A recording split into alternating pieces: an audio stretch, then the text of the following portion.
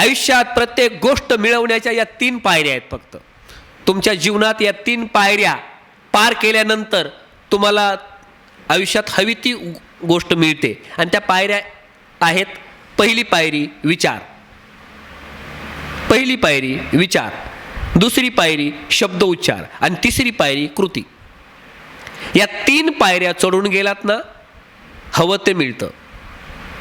जे हवंय त्याचा विचार करा, पहिली पायरी.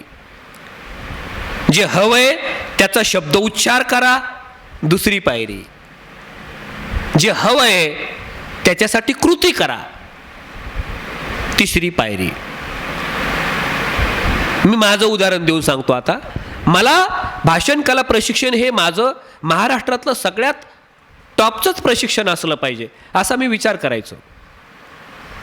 मग मी तसा शब्द उच्चार पण करायचो. माझं प्रशिक्षण हे महाराष्ट्रातलं सगळ्यात दर्जेदार प्रशिक्षण असलं पाहिजे.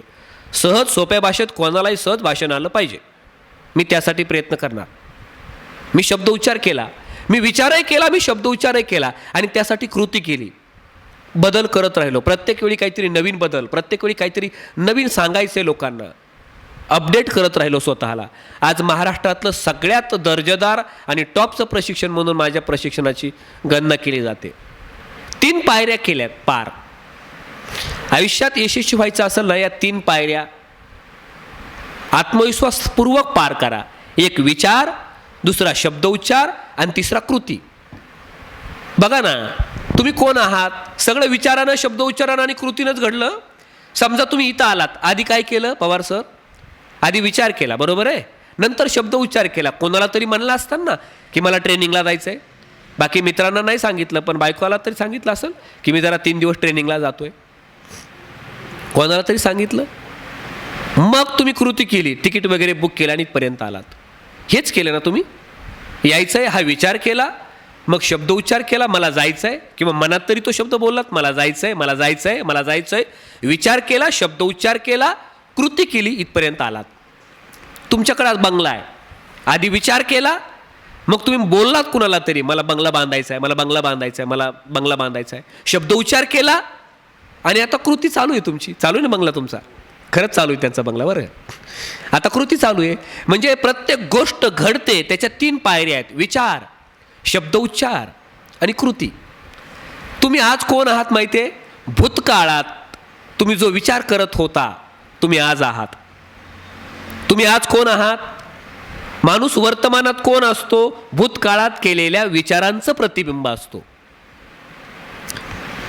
प्रत्येक माणूस वर्तमान काळात जी परिस्थिती जगतो आहे त्याला कारण काय माहिती आहे? त्याला कारण आहे आपण आज कोण आहेत. वर्तमानात माणूस या परिस्थितीत का असतो? तर ती परिस्थितीचा विचार त्यानं भूतकाळात केलेला असतो. गाडी, बंगला, ऐश्वर्य हे विचार केला म्हणून तिथं आहे. गरिबीचा विचार केला, कर्जाचा विचार केला, टेन्शनचा विचार केला तर तो गरिबीत आहे, टेन्शनमध्ये, कर्जात आहे. त्याने विचार केला, भूतकाळात विचार केला म्हणून वर्तमान काळात तुम्ही इथपर्यंत आहात. आज वर्तमानात जो विचार करणार आहात, भविष्यात तुम्ही तिथं जाणार आहात. मग विचार तसा करा की मी माझं भविष्य खूप सुखी आहे, माझं भविष्य खूप आनंदी आहे, माझं भविष्यात मला पैसा आहे, समृद्धी आहे, माणसं आहे, मान आहे, सन्मान आहे. जे जे हवं ते ते या ब्रह्मांडाला मागा. ब्रह्मांड द्यायला तयार आहे, तुम्ही मागायलाच तयार नाही. लॉ ऑफ अट्रॅक्शन असं सांगतं, आकर्षणाचा सिद्धांत असा सांगतो, तुम्ही फक्त मागा, विश्वासपूर्वक मागा. त्या मागण्यामध्ये थोडा दम राहू द्या, विश्वास राहू द्या, स्वतःला थोडी गॅरंटी राहू द्या की मागितल्याला मला मिळणार, तुम्हाला एक दिवस मिळणार. मनात विचार आला, मनात विचार आणा की मी व्यासपीठावर बोलतोय, लोकांच्या टाळ्या येत आहेत, पण माझं भाषण असं जबरदस्त झालं. आणा विचार. नुसता विचार जरी केलं ना तसा, तरी चेहऱ्यावर किंचित हसू येतं, चेहरा किंचित प्रफुल्लित होतो. पैसा माझ्याकडे आहे असा विचार करा, चेहऱ्यावर किंचित समाधान येतं. मला मान सन्मान मिळतोय विचार करा, चेहऱ्यावर किंचित समाधान येऊ द्या, समाधान येतं. आणि आजचं तुमचं ते चेहऱ्यावर आलेलं थोडंसं समाधान जे दिसतंय ना, मनात त्या कल्पनेनं जो आनंद होतोय ना, तुम्हाला तोच मनातला आनंद आकर्षणाचा सिद्धांत त्याच्याकडे ओढून घेतोय.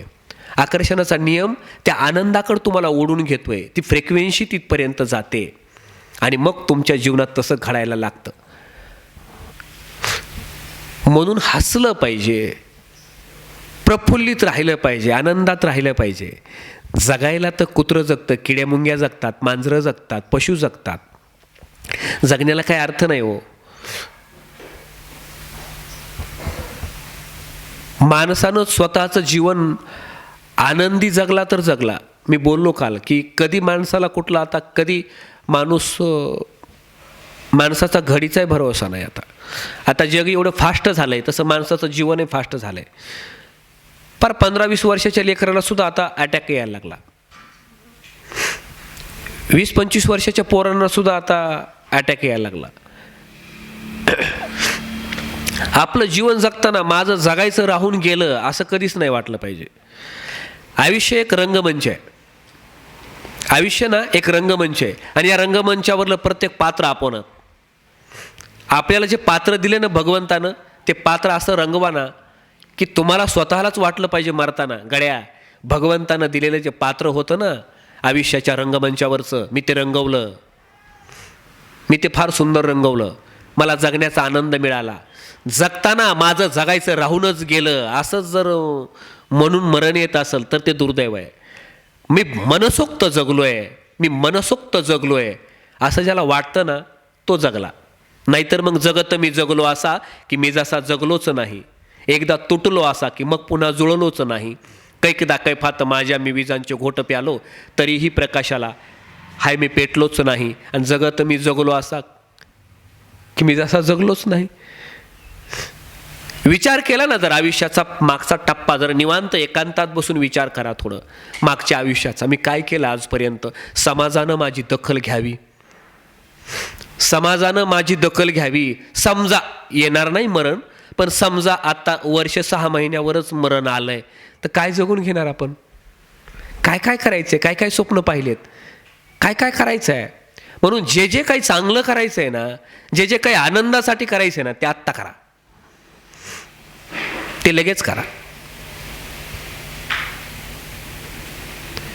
मागचा विचार केला ना, मागचं थोडं सिंहावलोकन केलं ना, माझ्या आयुष्यात काय मिळवलं